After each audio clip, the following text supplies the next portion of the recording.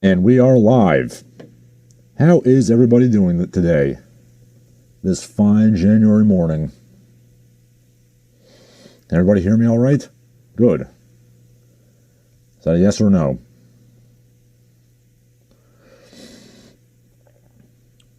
I will start yakking on about whatever as soon as I know that everybody can hear me. And we are live. Okay, good. There we are. Okay. Ponythroat says, digging the elevator music. Did Master Tigers make you learn that as a child under the threat of breaking your fingers with a pair of nunchucks? My good pony fellatio-obsessed friend. That is not elevator music.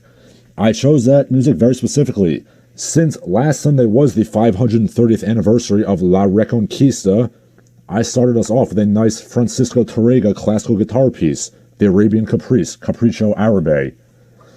Now, for obvious reasons, history-wise, it seems very, very fitting. Let's get right to it then. Last week, Toma de Granada was trending on the Twitter machines, and apparently Spanish leftists are doing exactly what you would expect. They're mad about La Reconquista because it's racist and anti-Muslim or whatever. So apparently, if I'm understanding this correctly, this is a holiday celebrating an indigenous people overthrowing their colonizers who ruled over them for 8 centuries of religious and racially based oppression, and this is apparently a bad thing now for some inexplicable reason. Inexplicable my ass. I mean, we all know why this is a bad thing. Oh, by the way, did I mention how Boabdil, the last emir of Moorish Spain, happened to be a blue-eyed blonde?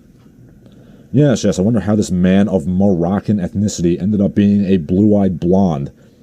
I mean, I'm sure it had nothing to do with centuries of fair-skinned and fair-eyed Basque and Iberian slave girls being sent to the Seraglio.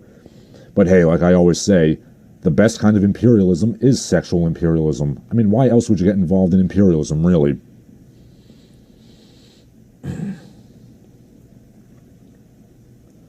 Oh, I'm sorry, but we're not supposed to talk about that. Just like we're supposed to dismiss T.E. Lawrence's stories about getting gang raped by Turks, which was an article in The Guardian sometime this week.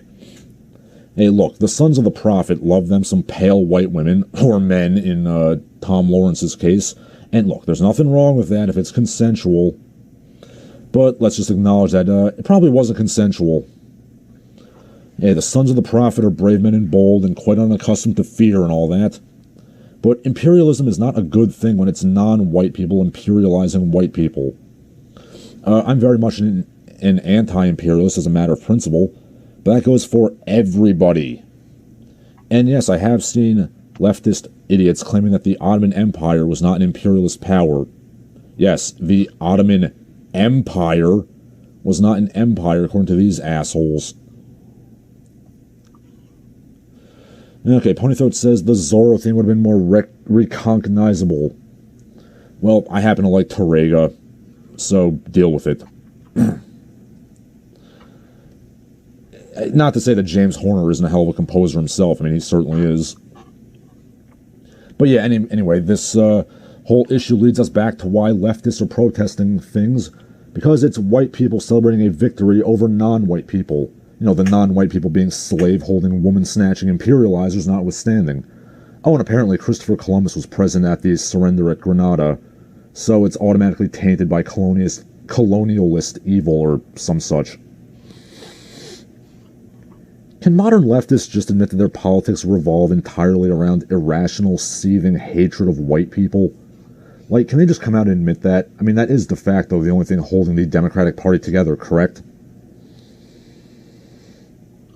I would respect them a lot more if they did, to be honest. And these people wonder why. Some people may not be down with the whole critical race theory thing. I mean, ignoring the historical inaccuracies, I mean, you've basically created a religion in which a large chunk of the population, still narrowly the majority of I almost said copulation, still narrowly the majority of the country is the devil, and there's no possible chance of expunging their sin and redeeming themselves. And you're surprised that they may not be down with it? You know, this is Indian guy whose name I can't recall. He wrote a New York Times bestseller titled This Land is Our Land, where he basically comes out and says, I hate white people. Me and my boys, my family, we're coming to take your shit in revenge. Now, ignoring the fact that he lives in the USA and thus his vengeance should really be going more towards, you know, England, being Indian and all, I respect that.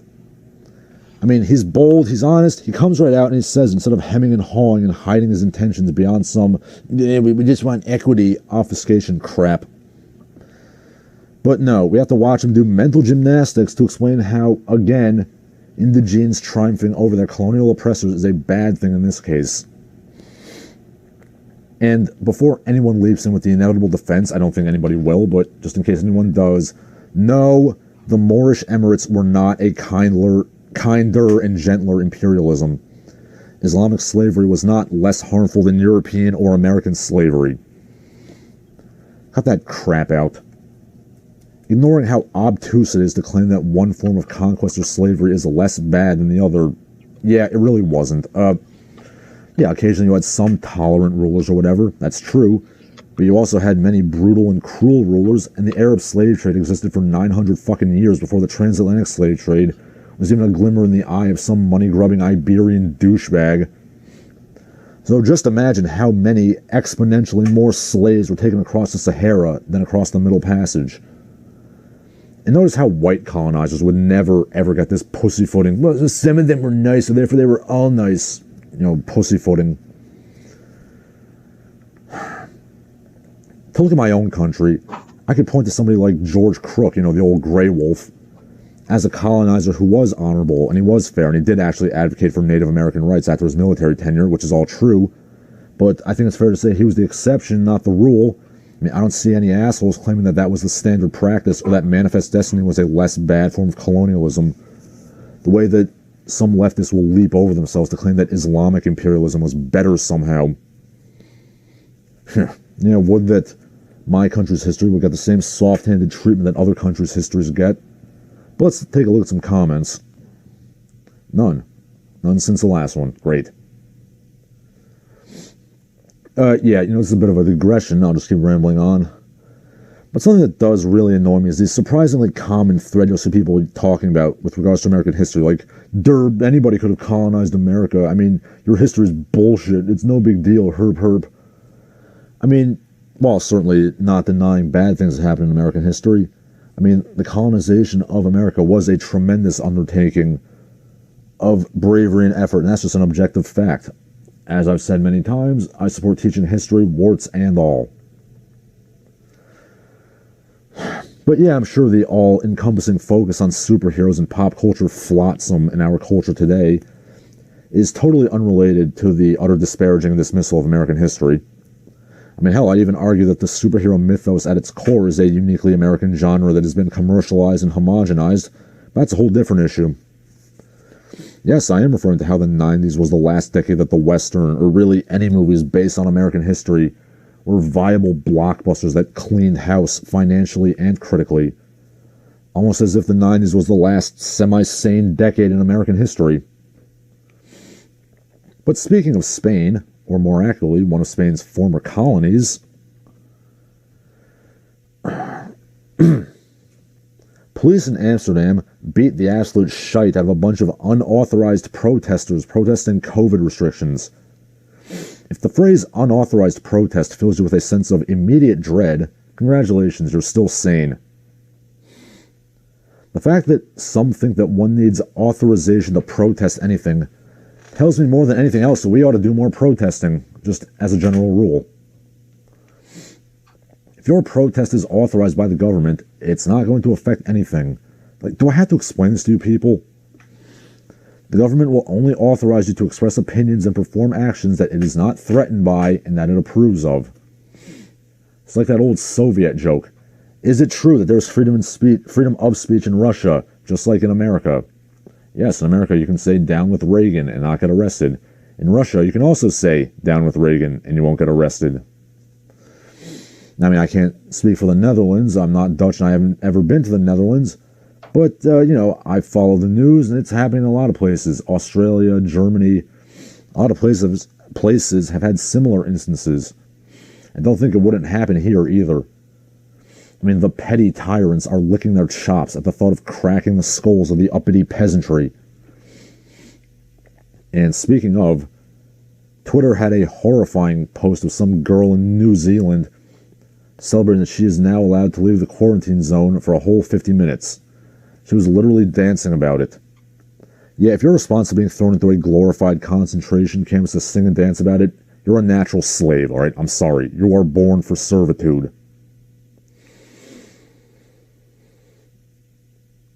Okay, Ponythroat says, don't make blanket statements about Native Americans. I was about to ask what that means, but then I just realized what it meant.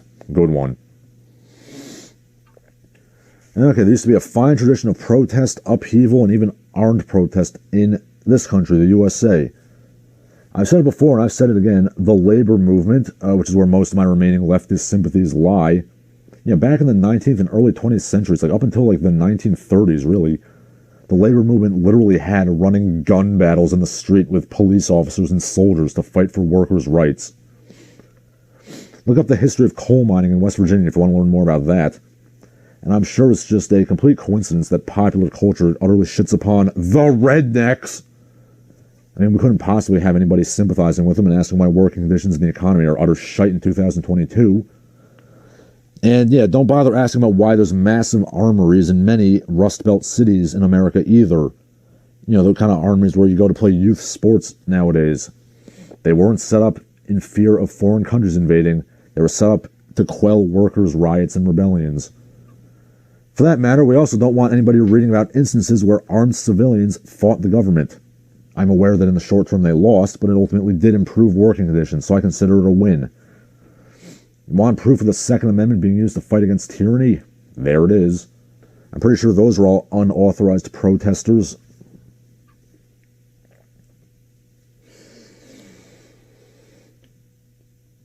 Yeah, my politics have significantly shifted rightward since college. But, you know, I'm never going to suck corporate dick or police cock the way that most rightists do. You know, back the blue. Unions are bad. Corporations are good. Stick it in my ass, daddy. Yeah, keep looking the boot, you fucking slaves. Corporations don't like you guys. They are 100% behind the woke shit that makes society complete balls. If you're to raise the slightest umbrage, guess who's going to put their boots in your face? The cops. And this is what I've been talking about. Like, the police have literally been beating the shit out of the unvaxxed with big smiles on their faces. Yeah, look, I'm not one of those assholes who says all cops are bastards, and I don't think that we can replace the police with guidance counselors and bong circles or whatever. Yeah, I'd also like to point out that guidance counselors are literally the most useless fucking people on the planet. Anyway, I acknowledge that the police are a necessary evil in society, but let's not go into bootlicking to own the libs. I mean, we can certainly mitigate that necessary evil as much as possible. Yeah, word of advice for those of you who aren't aware. Most of the bullies you had in school, they're now working as police officers. That's the kind of personality we're dealing with here.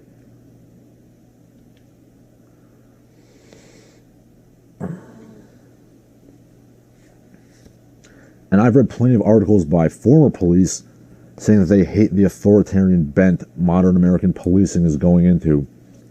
I mean, it was never perfect. But cops before the W. Bush administration, they at least were taught about, you know, constitutional rights, and they were at least taught not to see themselves as being above the civilians.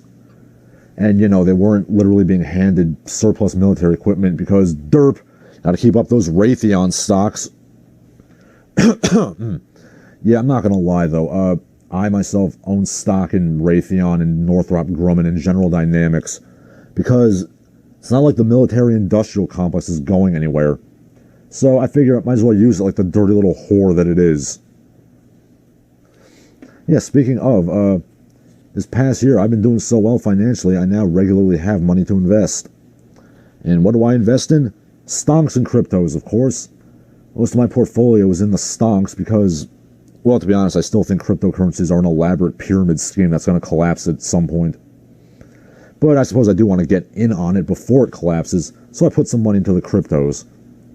It's probably a 4-to-1 ratio of stocks to cryptos that I put my money into. Because, you know, I understand what a stock is. Like, it's a tiny percentage of a company that I own. I can wrap my head around that. I can wrap my head around dividends. Like, what the hell is a cryptocurrency?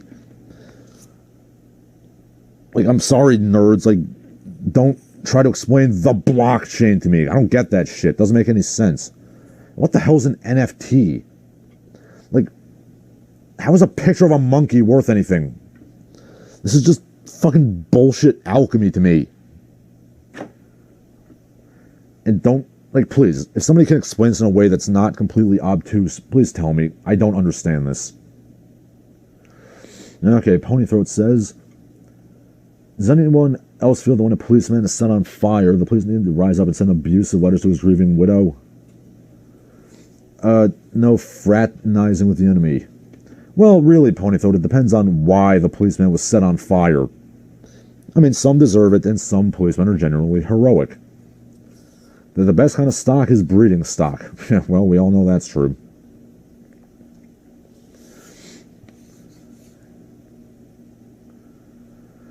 But yeah, anyway, going back to the police issue, and we'll get back to the financial talk in a second.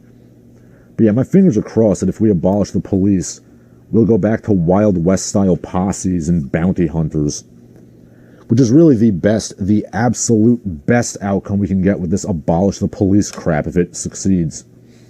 You know what's more likely going to happen if we abolish the police?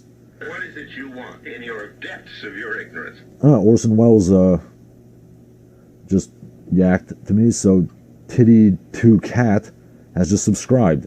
Yes, thank you.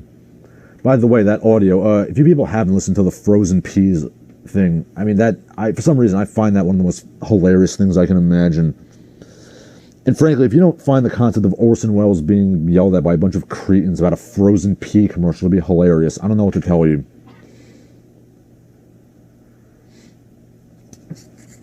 The man who directed Citizen Kane and Chimes at Midnight has to do commercials for frozen peas. But yes, anyway, like I was saying, you know what's most likely going to happen if we abolish the police? Well, we're going to do the Latin American model. The wealthy are going to buy private security guards for themselves, and us poors, well, we have to be at the whim of street gangs and mafias running protection rackets. You know, just like those third world countries that our societal betters really want to turn us into for some strange reason. But speaking of our rulers, it still makes me laugh at how angry the powers that be were at that little GameStop short sell scam that happened last year. I mean, they were absolutely fucking livid.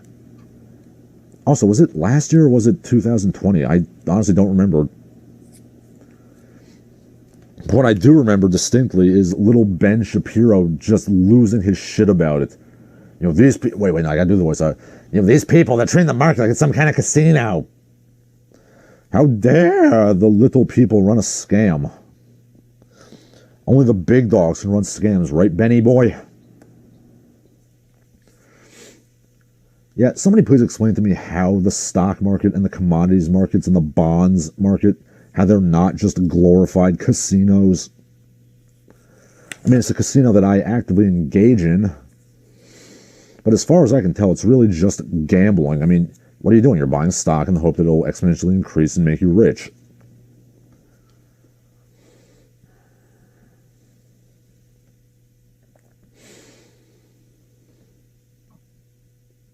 Okay.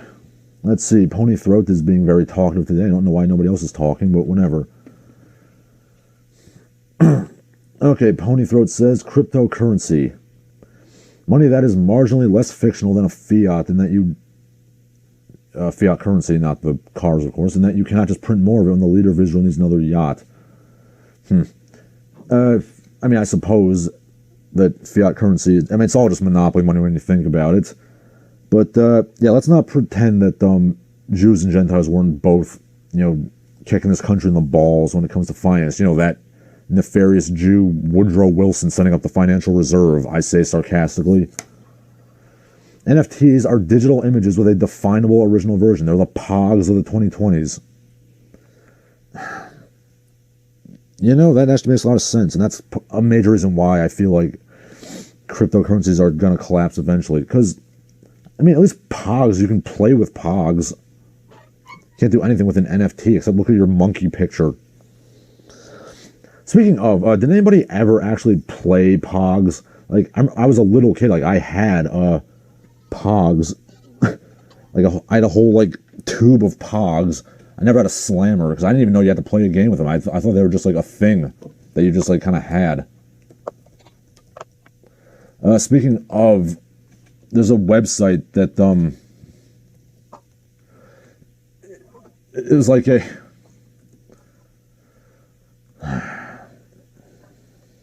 what was that? Oh yeah, a Progressive Ruin. This guy who owned the comic book shop, he literally like bought for like $1 like 5 massive crates of Pogs, and he just like kind of goes through them all on his website. And if you want like a little sort of time capsule of early 90s culture, I guess you can do a lot worse than that. It's kind of like how I've always said, if you really want to learn about like the American mid-century, You can learn more reading old Mad magazines than from a history book. And Pony Throat says, a system which the rich use to buy more money. Yes, well, I mean, we already knew that.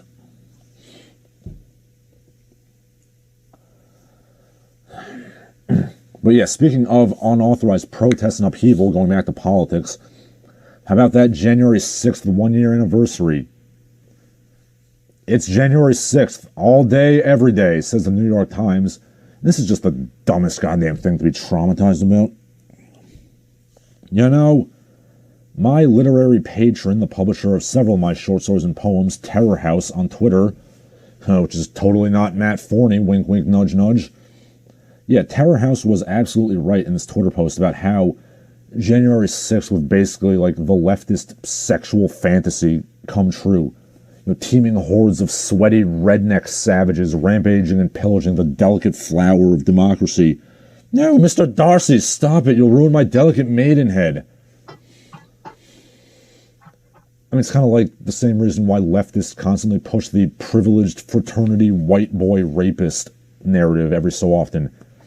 It's because they're sexually fantasizing. They dream about muscular, blonde, sweaty dude bros in polo shirts named Bostwick and Chadwick and Pickwick and Dickwick, ravaging the trembling quim of womanhood. Believe me, when that Brock Turner thing happened around 2015, they could barely restrain themselves from dancing. Because, you know, woo! They finally got him. They finally got the privileged white boy rapist. I did a whole article on this a long time ago, so you can read that. I don't want to talk about this again. Okay, Pony Throat says nobody else is talking. There's nobody else left. Aren't there 6? There were 6 people there a while ago. Now there's 4. I mean, I don't know, whatever. I mean, you can talk as much as you want. But, whatever. I don't mind yakking to myself for an hour or so.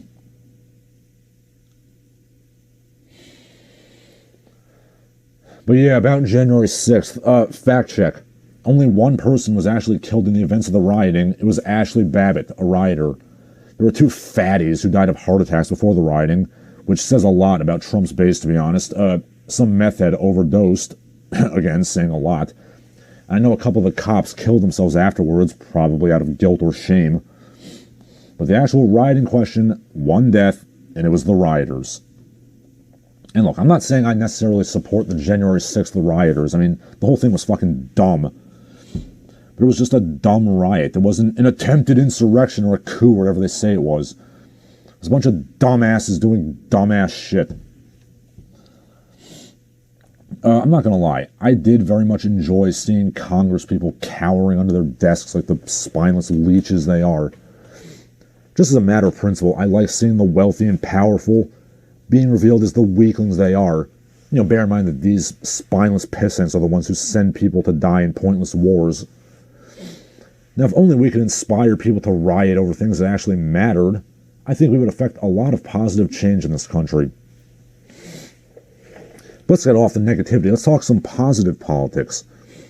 The new president of El Salvador, Presidente Bukele, he just put out an ad essentially telling the good people of El Salvador to get some fucking exercise to beat the commie cough.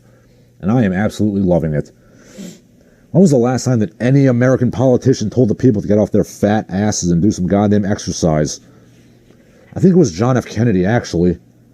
But maybe the kids shouldn't do the same type of exercise that John Boy was doing, which was mainly popping speed and cheating on his wife. Happy birthday, Mr. President. Anyway, yeah, regardless of JFK's extracurricular activity, which is probably what I respect the most about the man. I mean, what? Okay, the point is, it was a very good sentiment President Kennedy had, and that's what led to that whole La Sierra fitness program in the school systems, which was fucking amazing and really ought to be brought back yesterday. You know, I'm sorry. When I see those videos where an entire high school, like, boys class looks like the goddamn Navy SEALs, it makes me weep for what this country used to be. Yes, Mr. President, I too think that mental and physical health, mental and physical vigor go hand in hand. Yes, I'm aware that those videos you see on YouTube nowadays of the La Sierra program, yeah, it was most likely a highlight reel of the best students.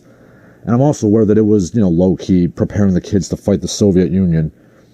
But look it up yourself. I mean, obesity rates in this country basically were non-existent up until the 1980s. And it wasn't even really bad up until, like, the early 2000s. And yeah, if you look up YouTube videos of the La Sierra kids from the 60s, sprinkled here and there are these pearl-clutching comments about, oh, these 60s white boys are like fascist Hitler youths. Oh, the horror. And that greatly amuses me, too. Being a strong and fit masculine man is literally a rebellion against modern society, kids. Stand up straight, kick some ass.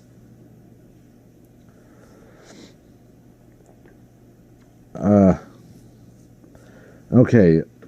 January 6th, the day leftists imagined an orc horse on the seat of liberty. The fantasy they were there when Babbitt the Butcher broke down the gate with a Challenger 2 tank and covering artillery. A Challenger tank? They wouldn't be using a British tank. It would be an M1 Abrams. Hello. Okay, Pony Throat. Killed themselves out of shame? Let's not pretend the policemen have shame. I don't know. I mean, the other day I was watching this YouTube clip of this funny little incident. Not funny, it's actually kind of sad. It was an incident in the 90s when a circus elephant, like, rampaged through Honolulu, I think. And the police, like, had to, take it out. And, they obviously didn't have any guns big enough to, kill the elephant clean. So they basically just had to, like, riddle this thing with, like, pistol bullets until it died. And, I mean, they were literally crying having to do it. So, again, in the 90s, some policemen at least had shame about doing a dirty job. I mean, it's not like now where they're literally, like, smiling as they crack the heads of, vaccine protesters. Pony Throat also says, if JFK had ditched his corset, maybe he would have ducked more successfully. I believe it was a back brace, actually, but yeah, I've actually heard that if he wasn't wearing the back brace, he could have ducked out of the way. But that's a whole different issue. Speaking of John F. Kennedy, does anybody remember when liberals used to be like men and not hysterical tits and complete dysfunctional pussies? I mean, look, there's certainly a lot of things you can criticize about the likes of, Harry Truman, John F. Kennedy, or Lyndon Johnson. But I sure as shit cannot imagine any of them ever needing to run to a safe space or advocating sticking things up your ass. You remember what I was talking about with the labor movement and stuff? Those were leftists too, all of them. Again, leftists in this country used to be, men worthy of respect. Even more on politics. A lot of politics today, unfortunately. The government of Kazakhstan has resigned. Like, the whole government. Overriding due to high gas prices or some stupid thing like that. Yeah, I'm not a big fan of President Nur-Sultan, so I guess that's okay. I'm not super knowledgeable about the situation in Kazakhstan. I'm not going to pretend like I am. All I hope is that kick-ass national anthem doesn't change, that they institute a regime change. I said it before and I'll say it again. Communist countries are really good at two things exactly: music and weightlifting. I mean, hell, like, the Soviet national anthem was so good that they kept it around when Russia transitioned into another type of authoritarianism. They just changed the lyrics a little bit.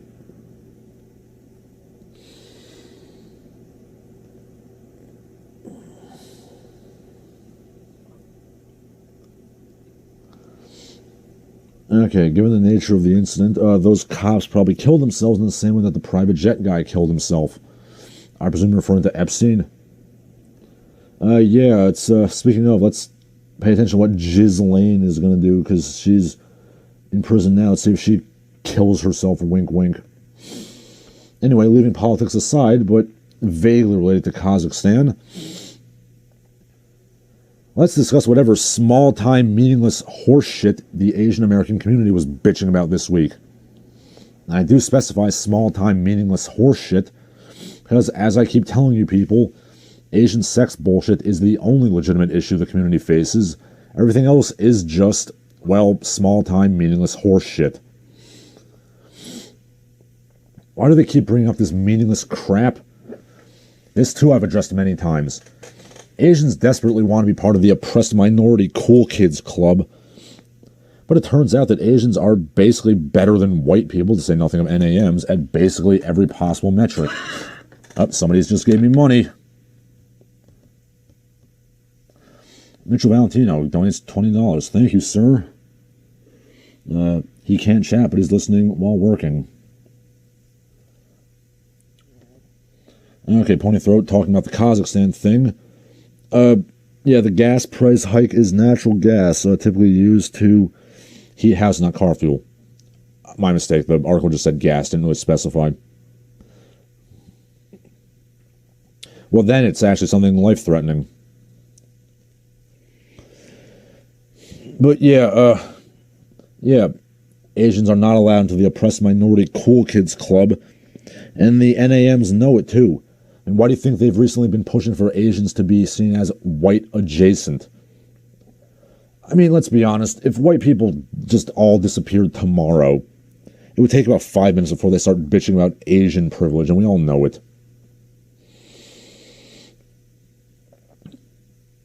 To rehash old ground for the millionth time, the only metric where Asians do worse than white people, basically worse than anybody, is in sexual anger and resentment, which is, again, a completely legitimate issue. If you're an Asian male and you're basically told from the day you're born that your destiny is to be a goofy, pudgy, waddling fagaloon with a tiny penis that nobody could possibly find attractive, yeah, that's a legitimate problem. And if you're an Asian woman and you're basically told from the time you're born that your destiny is to be either a helpless sex object or a mysterious and seductive whore, that's also a legitimate problem. But as I've also discussed many times, discussing that sounds really silly and self-centered, so nobody discusses it. And instead, to be legitimized as oppressed minorities, Asians either dredge up shit that happened 100 years ago that doesn't affect anything nowadays, or they make up non-existent problems. So looking at this particular case in which some Asian woman on TV discussed her New Year's plans, and some caller described her very Asian dumplings or whatever, I see this is a very specific genre of non-existent problem. It's what I like to call the, white boy in 3rd grade made fun of my lunch genre of Asian grievance.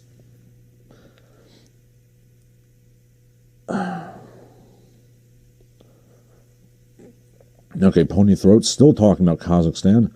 Says if your government gave up power that easy, they ain't the people that are running your armpit of a country. Yeah, I mean, correct me if I'm wrong, but isn't Kazakhstan part of that whole Belt and Road initiative that China wants to do to sort of circumvent American financial control? So really, I guess China and Russia are really calling the shots in Kazakhstan, I'd wager.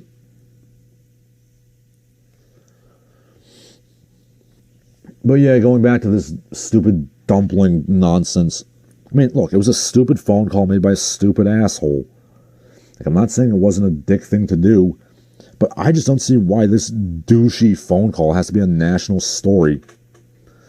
I mean, maybe I just have thicker skin than most people nowadays, but if I were that woman, I'd fire back some snark at the phone caller and hang up and move on with my life. She tweeted, like, I wish I said something back. Yes, sweetheart, you really should have. Asian fortunes will only get better if we collectively learn to harden the fuck up and fight back. Yeah, I can't really say any more about this. It was a nothing burger. But let's get down to the other Asian-related nothing burger that happened this past week. People bitching about J.K. Rowling, as usual. Not for the usual turf feminism thing, but for the character of Cho Chang. Now, from what I recall of watching the Harry Potter movies a long time ago, the character basically disappears after the 5th book or 5th movie. I mean, the character is basically there to be a disposable, starter girlfriend. I mean, you can argue that Cho Chang is not a very well fleshed out character. I mean, I certainly would. But I don't think that makes her like a racist depiction of an Asian girl or anything like that.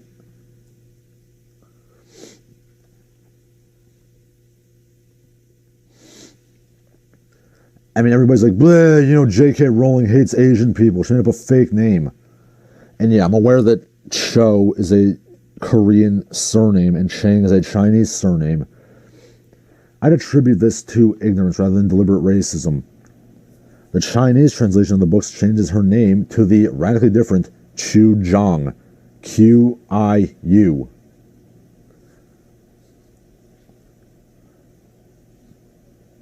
I mean, technically, you could pronounce that Cho also. Not all that different again. I mean, this is probably just laziness, not racism. And then some people continue to bitch about J.K. Rowling's alleged racism. Bitching about, oh, there's an Irish kid named Seamus. Like, that's not an actual Gaelic name. I mean, it's certainly a bit generic, but come on, there's actual historical people named Seamus Finnegan. Like, calm the fuck down, everybody.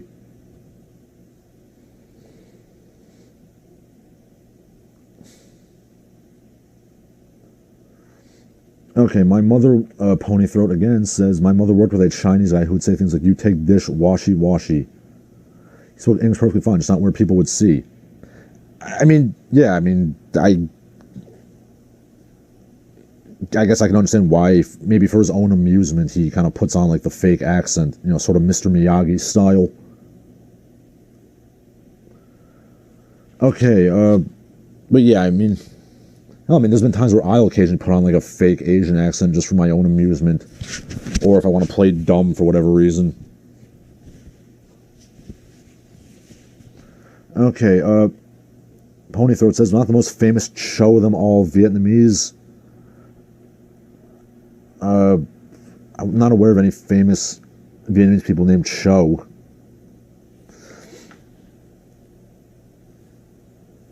But, yeah, I'm not sure who you're talking about. But yeah, back to Harry Potter. The actual Seamus Finnegan in real life, he's a writer, if I recall correctly. I mean, granted, it is like one of the most generic, like, Irish names I can imagine, but again, there is an actual Irishman, a writer named Seamus Finnegan. I mean, it would be like if J.K. Rowling put in an American character named, like, Washington Irving, or for that matter, Jeffrey Crayon, which sounds a bit more whimsical. I mean, it's generic and lazy hack work, to be sure, but I don't think it reflects an anti-American prejudice. Frankly, the only thing that upsets me about Harry Potter is that that franchise got 10 movies and counting, and like a stage play and stuff, and Flashman never did. If we're going to be comparing long-running series of English novels and all. And hey, I mean, they're both fundamentally derived from the archetypical British mythos of the, you know, Tom Brown's boarding school, sorry. Albeit in radically different ways.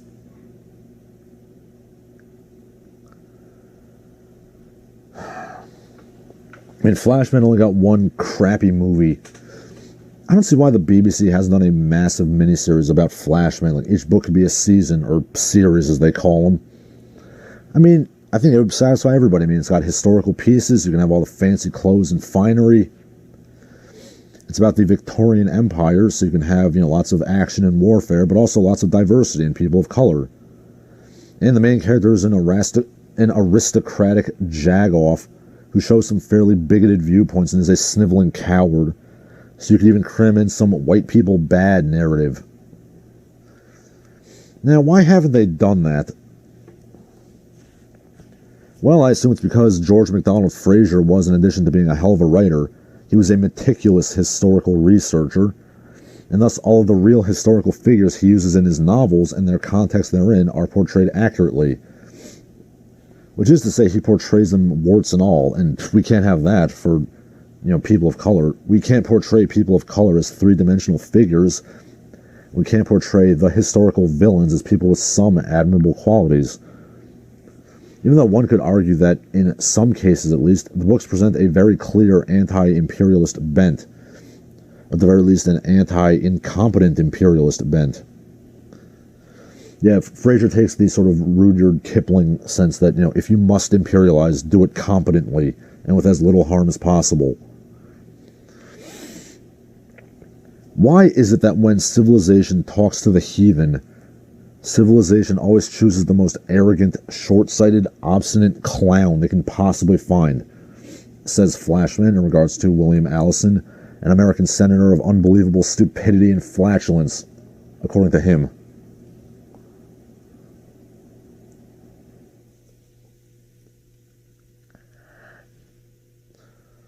Okay, Ponythroat says, virginity text shooter was Vietnamese and Sung Hui Cho. Actually, Ponythroat, I believe, V-Tech just kicked in Cho. I believe he was Korean, actually. If I recall correctly, I think it mentioned, I read a Time magazine article after that happened. His grandmother lived in Seoul, South Korea. Okay, after the BBC made that show based on Terry Pratchett's work, they can no longer be trusted with that British literature. What work? Discworld? Anyway, fine, not the BBC, Channel 4 then, ITV, whatever. I don't give a shit.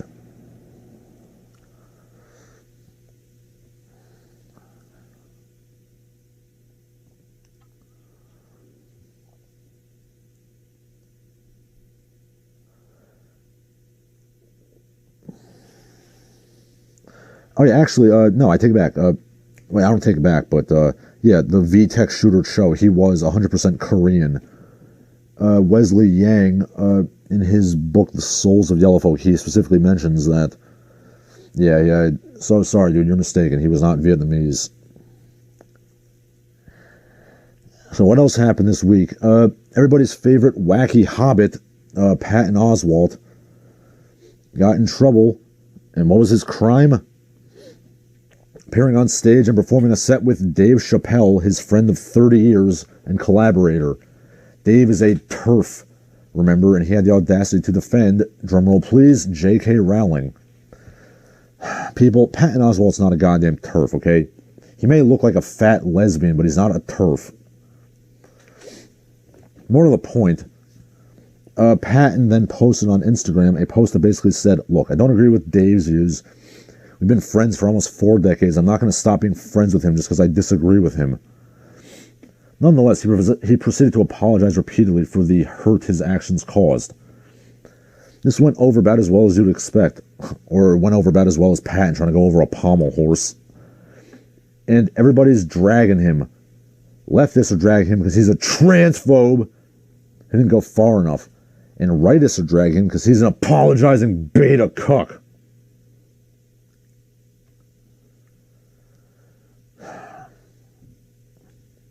Look, I think Patton Oswalt's hilarious, or at least his old material was. So I can't criticize him too much, but yeah, you really should have stopped by saying you're not going to break a friendship even though you don't agree. You already said you don't agree, and it should have been left there. Just the idea that the left is so left that if we simplify it, like, Patton has to apologize for being friends with a black man. Like, that very darkly amuses me. And also on Twitter, they're posting an old routine he did where he says, he puts on a southern accent. He's like, if 2 fags or dykes want to get married, it's their business. You want to get your dick turned into some kind of Boris Karloff monster? That's cool. To accuse him of being a transphobe. This is incredibly stupid because the point of that bit is clearly to show how somebody who uses the wrong language can still have the right opinion. He's doing an accent. He's playing a character. That is not his opinion. And the character is clearly saying gay marriage is okay because it doesn't affect you. Transgenders are cool because they don't affect you. And again, this all started because Patton Oswalt had the audacity to be friends with a black man. And that poor, funny hobbit.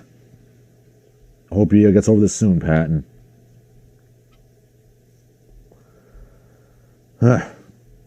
Speaking of hobbits, Twitter had yet another permutation of the stupid, Sam and Frodo were gay. Yuck.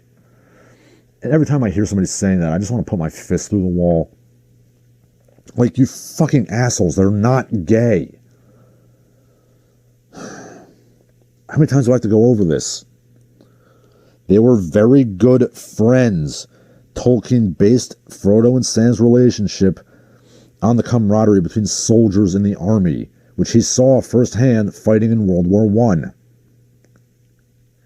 He literally went on record saying this in letters. And hey, remember what Sam thinks about, when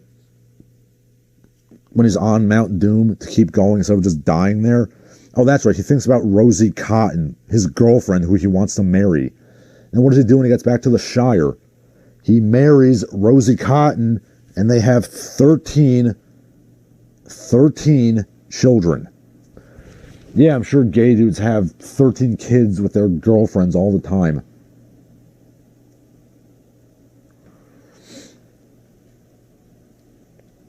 Oh my God.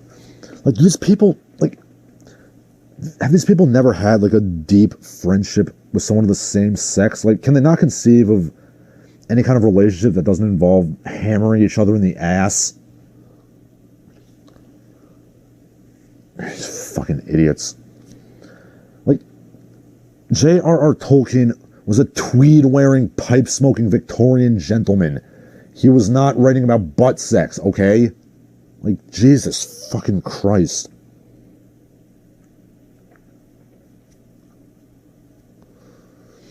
And look, I just want to make it clear, you want to write about gay dudes in a fantasy setting, that's cool. But they weren't intended to be gay. I'm going to take the author's words over some lantern-jawed transgender on Twitter. And I actually did see a tweet that kind of laid it out why somebody would think this. It said, look, most women, most women cannot be friends with other women.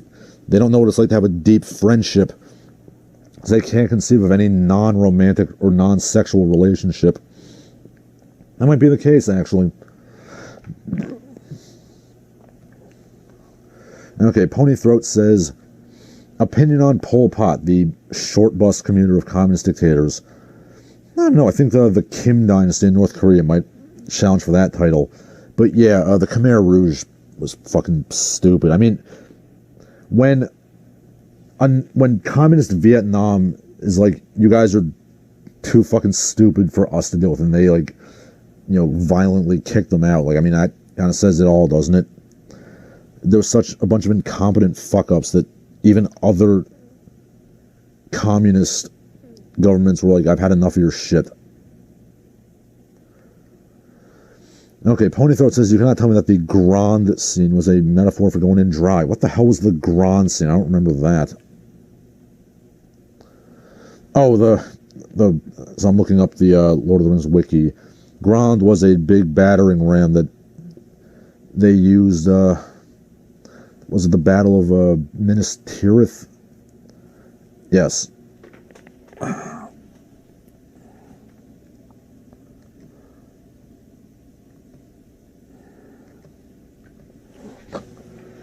I mean, okay, obviously, a battering ram is always going to be kind of inherently sexual. But again, that's not Frodo and Sam.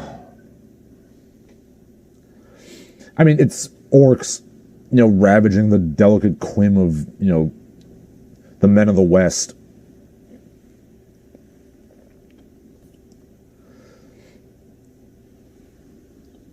But then if you're going to look at that and see something sexual about it, you might as well look at any kind of war scene and think of it as being sexual.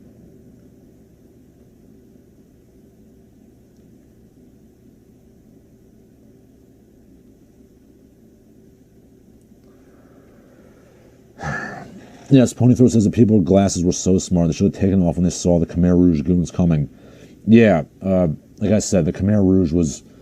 I mean, I'm not a fan of communism to begin with, but they were just a bunch of incompetent fuck-ups. Even by communist standards. And I mean, really, if going back to Lord of the Rings, if you're going to accuse anyone of being in a gay relationship, wouldn't you say it would be Legolas and Gimli? I mean, don't they both go off in a boat and elope to Valinor? I mean, they don't have scenes where they explicitly get married and have, like, double-digit numbers of children.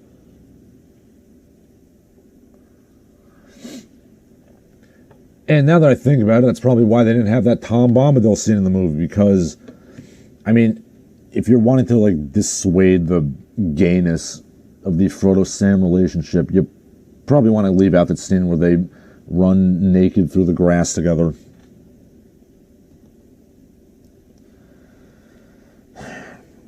Trending on Twitter Tuesday, hard gear shift, was Homestuck, the webcomic. But in the discussion, they were talking about how that's a fandom bullet I'm glad I dodged. I agree. I mean, Homestuck always looked like pretentious shit to me, to be honest. The only good thing to ever come out of MS Paint Adventures was Sweet Bro and Hella Jeff, and I will die on that hill. And of course, there's a bunch of trans people talking about how they want their gender reassignment surgery done by Homestuck fans. So, yeah, red flag. Yeah, fuck Homestuck, alright? Read Sweet Bro and Hella Jeff. It's not an 8,000-page pretentious crap fest. Just two guys with pork chop mouths falling down staircases and keeping it real about AIDS. It's good, wholesome fun.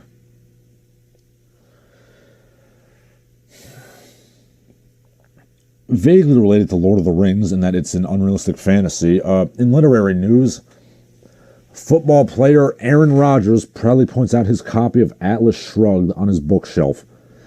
I'd kind of sit on that, Aaron. Nobody wants to talk about Ayn Rand's schlick fiction. And I'm sure somebody's going to complain about me criticizing objectivism, but seriously, fuck objectivism. I just can't help but notice that every golden parachute-taking, country-ruining cocksucker that gets rich by basically hoovering funds out of the government is a card-carrying objectivist who's supposed to be a badass individualist who takes no charity. Every single one of them, pretty much without exception, suckled the government teat. The people at the Federal Reserve, they're all Randians too. Randians. We'd be better off if we followed the philosophy of Prince Randian. You know, the guy from the circus who had no arms or legs, but he could roll and light cigarettes with his mouth, and he also could, like, build, you know, pallets and crates with just his mouth. Yeah, that's a goddamn inspiration right there. Fuck Ayn Rand. Gotta go with Prince Randian. And hey, remember when Kmart and Sears indoctrinated their workers in objectivism in a last-ditch attempt to save the brand and increase productivity? And it failed catastrophically because everybody was stabbing each other in the back and undercutting each other to make themselves look good. Yeah, fuck objectivism. I like to think of myself as a nice person, so I'm not down with the being a selfish asshole is good philosophy. Now, obviously, going too far in the other direction with, you know, hippy-dippy, everything should be free and we should have no possessions and we'll all just, you know, stick things up our butts all day. Yeah, that's not good either. And I suppose in theory, the rationalist thing has its merits. And yes, I know that Ayn Rand was influenced by her experiences with the sloth and inefficiency of the Soviet Union, which she lived in as a young child. I get that. But I think objectivism should be lumped with communism in the philosophies that are good on paper but bad in practice category. But of course that means they're going to stick around for the foreseeable future because their utopian future visions appeal to two very different types of douchebags. Communism, with its to each according to need, from each according to ability, that's naturally going to appeal to a bunch of needy losers who have no talent and no abilities. And a philosophy that appeals to resentful geeks, that is not a philosophy that I can get behind. Oh, hey, did I ever mention how genocidaires, the people that plan and administrate genocides, they're almost always little tweedy geeks with glasses and narrow shoulders? You know, whether it be Lavrenti Beria or Heinrich Himmler or Hideki Tojo for that matter. And yeah, I'm lumping Nazism in with communism, or more accurately, socialism, because the early fascists were very heavily inspired by socialists, and let's be honest, a lot of them still are. Okay, pony throat. Do you think that they would not? Do you think that they would assume Saruman was gay if the movie had not left out the rainbow robe? Did he actually have a rainbow robe at the end? I know he referred to himself as, Saruman of many colors once he was, being sharky and like ruling the Hobbit with his ruling the Shire with his ruffians. But I don't remember. Did he literally have like a rainbow robe? I gotta look that up. Give me 1 second. Yeah, Prince Randian, the man with no arms and legs, the human manhole cover.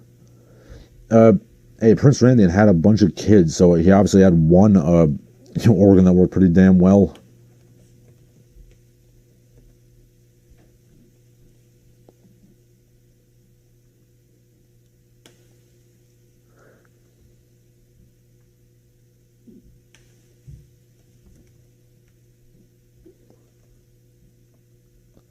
Okay, let's see. I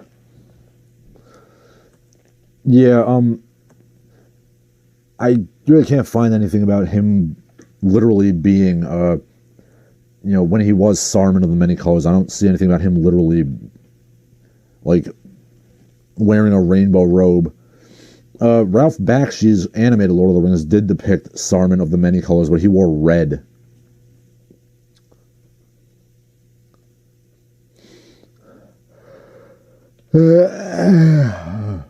Yeah, I don't. I mean, I have no idea. I know they're doing that Amazon Prime Tolkien show. I'm shuddering with how they're going to gay that up, literally and figuratively.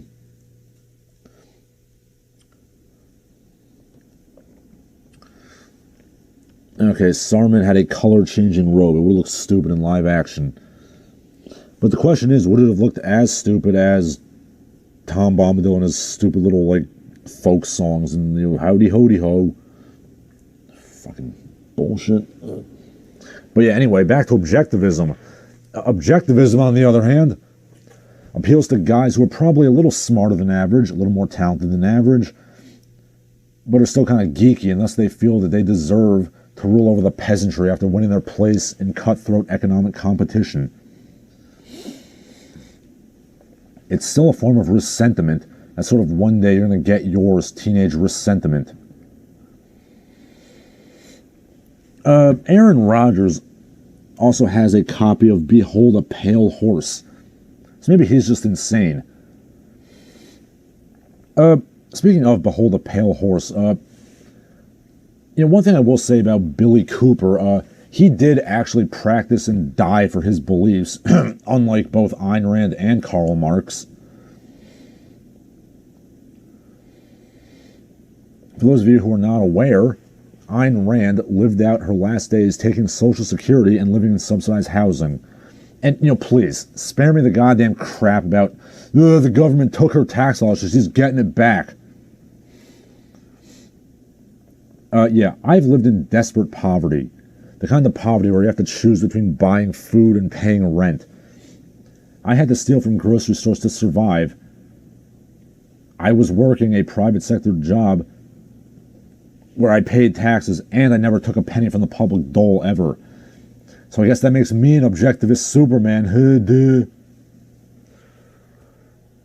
Yeah, and as for Marx and Friedrich Engels, they were both rich boy scions that never worked a real job in their lives. And they impregnated chambermaids and abandoned them. Yeah, workers of the world, unite.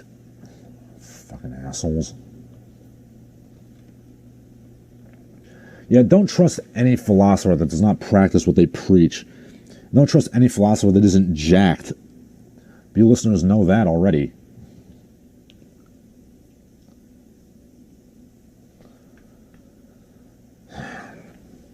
Okay, Saruman's robe changed colors to represent all the different spheres of magic he had mastered.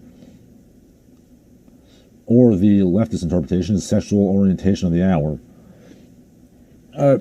If I recall correctly, I guess so. When he does finally become like Saruman of Many Colors, he's really just a pathetic loser at that point. Speaking of patheticness with regards to Tolkien, you ever see that picture of Ian McKellen on the set of The Hobbit, like just sitting in like a green screen room, just like crying because of how miserable it is? Yeah, that's really sad if you ask me. And that more than anything else, that summarizes like the Hobbit trilogies. Just a bunch of like, you have this great thespian actor literally just talking to a bunch of tennis balls on sticks. Valentinus of the Forest. The only good thing that came out of objectivism was Bioshock. I like the first one. I don't care for the other two.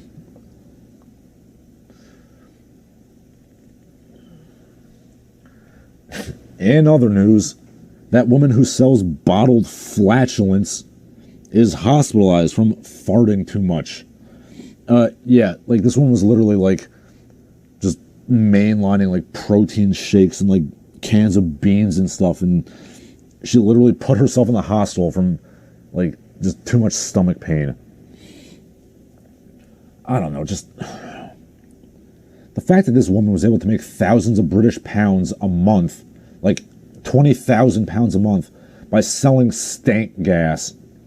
Like, that is offensive to me on a fundamental level. And it's not because of her. It's because of the incel retards that buy her stank gas. I mean, she saw a marketing niche and she attacked it. Like, I can't blame her for that. But there never should have been a marketing niche to begin with. Like, I'm going to say this to, the Western world on the whole. Like, guys, stop being lame around women, guys. You fucking morons. You're complaining about, like, the state of Western women, Asian women. You know why Western women suck? Okay, it's you. I mean, if Western women do suck, I don't necessarily think they do. So first of all, I think that whole concept is kind of wildly overstated. But yeah, if they do suck, you are the reason they suck, okay? You morons signing up for OnlyFans and simping for YouTubers and buying fart bottles and bathwater. And then you're like, where's my Aryan pure maidens in the wheat fields? You kill them, asshole. Fucking morons. Look, a man gets the kind of woman he deserves, all right? Really, I mean, a nation's men get the national women they deserve, all right? If you can't find the good woman, it's probably because you are a piss-poor excuse for a man, okay? I don't have problems finding women. I'm very happy in a steady relationship right now. Probably because I look good and I dress good and I'm in shape and I radiate big dick energy instead of I have low testosterone and I subscribe to Twitch streamer OnlyFan energies. Well, gee, Larsen, when you put it that way, like, I probably shouldn't be a hunched over fat ass who's unemployed and lives in a basement at his mom's house who collects plastic garbage. But you know what? I don't care. I still deserve a virginal trad wife. Fucking idiots.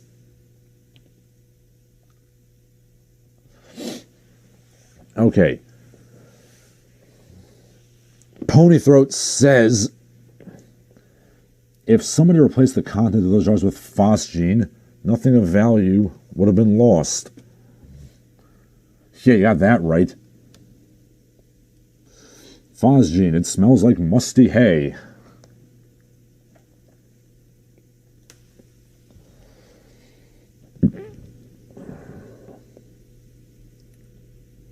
Wow, apparently phosgene's less... Phosgene is more deadly than mustard gas, believe it or not.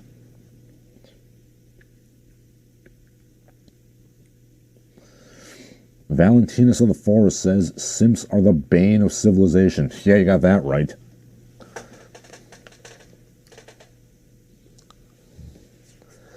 I mean, that... this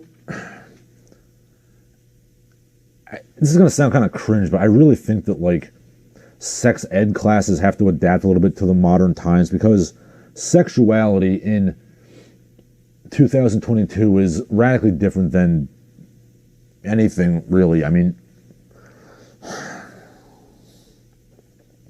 just feel like little kids, like, not little kids, but like, middle schoolers, high schoolers, they should learn at least a little bit in sex ed how to not be fucking simps. You know, the boys especially. How to not be complete morons sexually when it comes to, like, the social medias.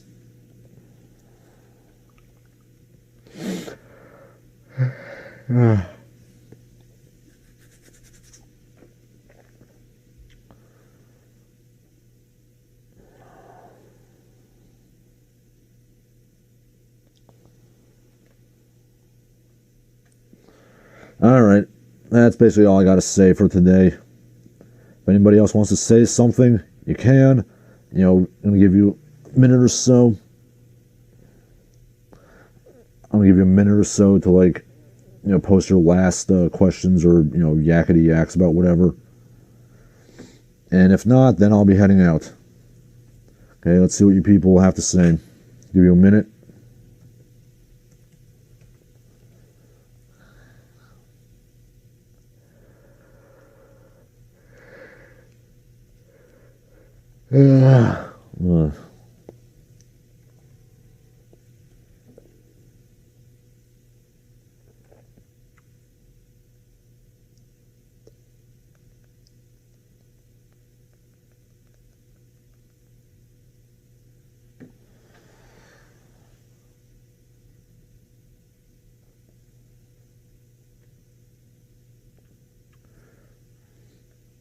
Okay, doesn't look like anybody has any questions to ask.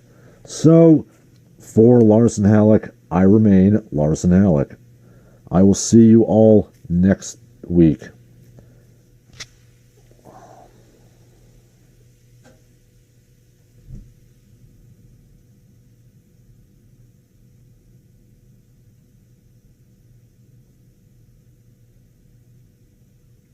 Wait, up. Last minute question. Valentines of the Forest says, what advice would you have for somebody who wants to return to martial arts? I would say, do it. I mean, I don't see why you can't just walk in, you know, find a place that doesn't suck and just get right to it. I mean, unfortunately, I still have a sprained wrist, so I haven't gone for, like, almost a month now. But, yeah, I'm itching to get back as soon as I can, as soon as I'm physically capable of doing so.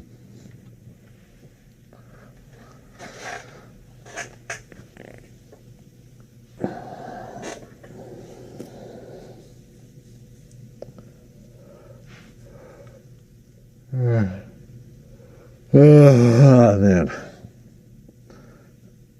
I gotta coffee up a bit. So, yeah. I think now I will again attempt to sign out. So I'll give you 1 minute. If anybody else wants to say something. Hey.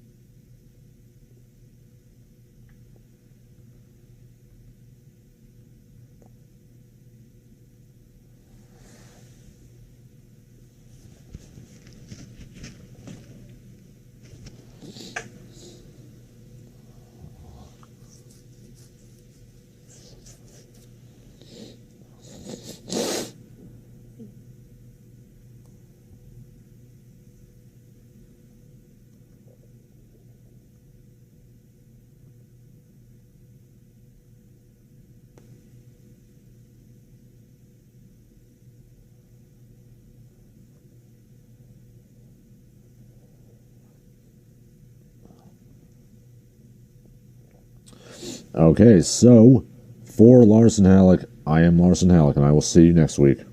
Goodbye, everybody.